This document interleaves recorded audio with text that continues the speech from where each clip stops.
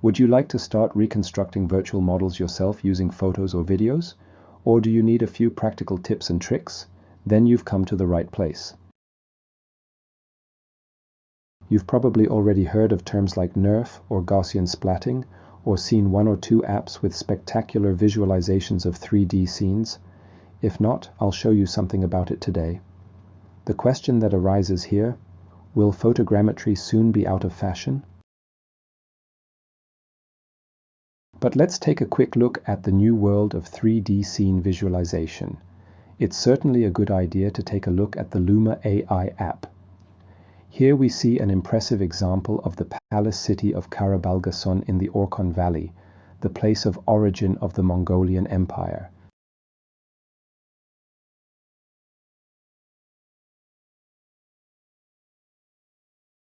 Impressive, isn't it? An important question now arises for us. Do we continue with photogrammetry, or do we switch to NeRF? I would like to give you good arguments for a decision. In photogrammetry, for example, we can use the structure from motion algorithm to transform photos into something measurable.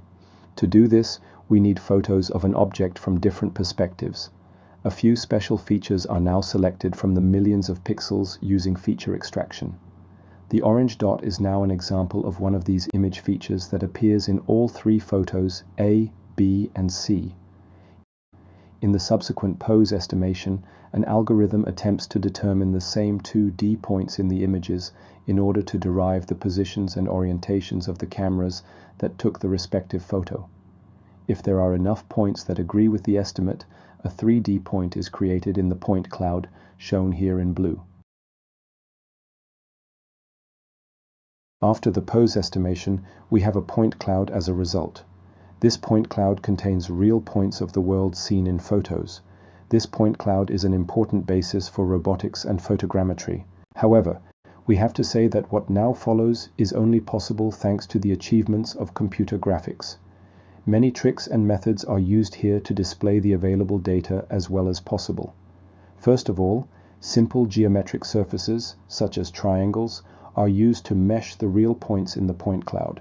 This would not look nice, so smoothing via the orientation of the triangles helps to make the result look smooth. These are then covered with textures and displayed in real time using other modern methods. Okay, that was a good recap, but what's the difference here now compared to the NeRFs? Now let's take a look at what the neural radiance fields, or NeRFs for short, do. NeRF is a very interesting visualization technique that first requires the result of the pose estimation as input. So we have a lot of images, their positions and orientations in space. From this information, a very complex method now derives a density function per pixel in the image. This involves sending a ray through the point cloud and checking after certain distances whether we are inside or outside an object. The positions that are not inside the object are now shown with white dots, and those inside with black dots. In a second step, the colors are determined for the same positions on the ray in space. Here, the white dots should not represent any color, as there is no object at this position. This means that we have now a position and an orientation for each image, and a density and a color function for all pixels. Now we come to the unique feature of NeRFs. A special type of neural network is used here. The majority of modern neural network methods are based on a very classic architecture called feed-forward networks. Here we have a combination of nodes and edges in the middle, analogous to the interconnection of neurons in the brain. The edges are given weights. However, there is only one direction in this network, and it runs from left to right. In the training phase, we start with random weights on the edges. Then we give the network images to the left of the network one after the other and check what the output of the network looks like. In this case, image A has been correctly assigned to the temple class. If this is not the case, we adjust the weight slightly with backpropagation so that a temple is recognized for this example during the next run. The classic task of a neural network is therefore to assign an input to a class. We call this classification. After training, We then hope in the recognition phase that a similar image to the one we have learned will also fall into the correct class. We call this generalization, and neural networks are quite good at it.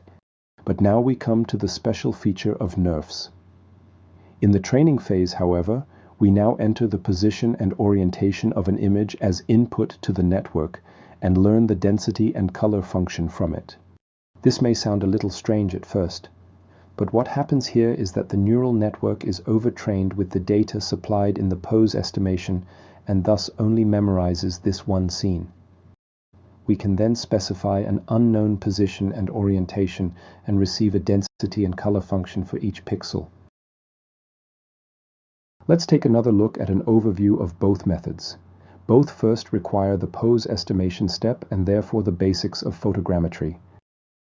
While the subsequent parts are assigned to computer graphics, we can add the area of machine learning to the NeRFs.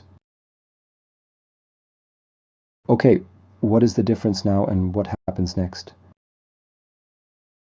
The main difference between these two methods lies in their approach and also the visual performance. Photogrammetry generates a 3D model with points, meshes, and textures. The level of detail of the 3D points is higher. It is a more direct method. NeRFs, on the other hand, use a neural network as a representation of the scene. The result is a more detailed and realistic model in the 2D output. In the models that we create using photogrammetry, we generally want to produce something measurable in the end. We can do that very well. NeRFs, on the other hand, provide a new type of visualization where the context of the object remains available, which can be of great value.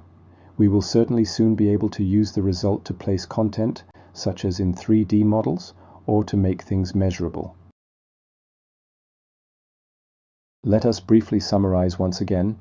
NeRFs use the result of the pose estimation. We know how difficult it can be to record the data for a good point cloud. NeRFs use neural networks as a representation and are a kind of volume rendering. The visualizations may soon bring great new applications as the context is preserved. So photogrammetry remains important and it is worth continuing.